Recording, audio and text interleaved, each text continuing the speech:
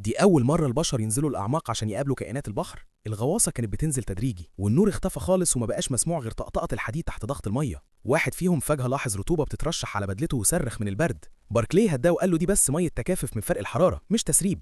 إحساس ضغط تقيل سيطر عليهم وسكتوا.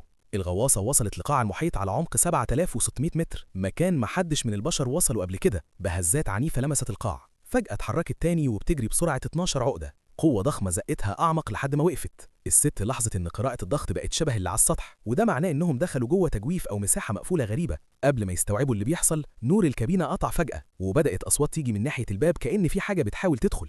جون كان أول واحد يفتح ويخرج، واتصدم لما لقى مساحة ضخمة تحت المية. المية فوقها بتتحرك بس كأن في قوة خفية منعاها تنزل.